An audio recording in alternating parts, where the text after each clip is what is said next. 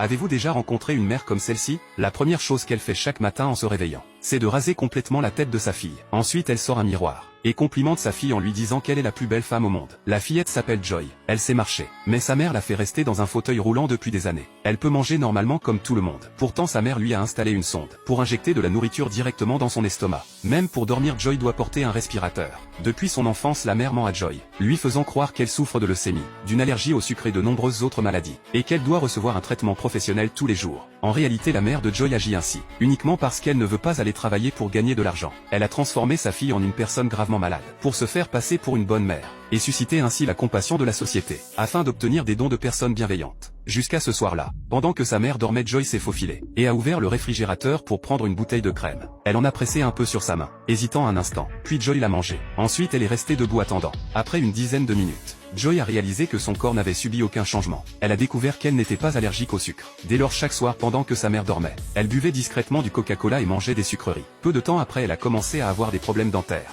Lorsque sa mère a examiné ses dents, elle a constaté qu'elles étaient toutes en train de pourrir. Elle a donc emmené Joy à l'hôpital. Après examen le médecin a déclaré que c'était dû à une consommation excessive d'aliments sucrés. Mais la mère a catégoriquement refusé de l'admettre, car sa fille n'avait pas mangé par voie orale depuis 10 ans. Cependant après un examen plus approfondi, le médecin a découvert que Joy était capable de mâcher et de manger, et qu'elle n'avait absolument pas besoin d'une sonde pour s'alimenter. En entendant cela, la mère a immédiatement changé de sujet, et a prétendu avoir oublié d'éteindre le gaz à la maison. Elle a poussé Joy et a quitté l'hôpital. Après leur départ, le médecin a passé en revue tout le dossier médical de Joy. Il soupçonnait fortement la mère de maltraiter sa fille. Il a donc appelé l'association de protection de l'enfance.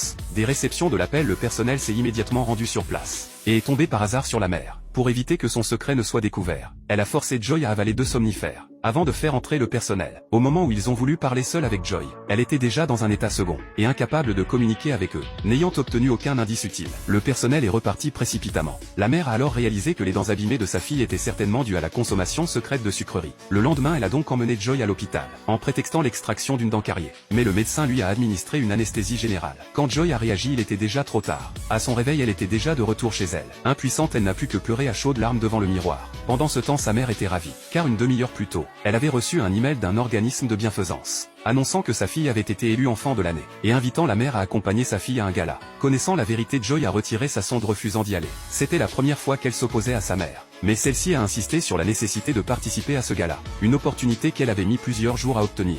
Il fallait donc absolument y aller. Dans les coulisses du gala, la mère et Joy ont été maquillées avec soin. On a même préparé un dentier pour Joy. Une fois mis, Joy a enfin pu sourire. Lorsqu'elles sont montées sur scène, la mère et la fille ont reçu un don de l'organisme de bienfaisance. Elles ont également offert une représentation aux personnes bienveillantes présentes. Le lendemain la mère a reçu un appel du médecin, qui lui a proposé de changer gratuitement la sonde de Joy, pensant avoir affaire à une bonne action. Elle a immédiatement emmené Joy à l'hôpital. Le médecin a ensuite demandé à l'infirmière d'accompagner d'abord la mère pour remplir des documents. Profitant de ce moment, le médecin a sorti une bouteille de Coca-Cola et l'a tendue à Joy. Il voulait prouver que Joy n'était pas allergique au sucre. Joy a compris les intentions du médecin. Après une hésitation elle a refusé sa bienveillance, et a déclaré: ma mère a besoin de moi. La mère, qui avait compris, est également arrivée en courant. Le médecin a alors repris la boisson,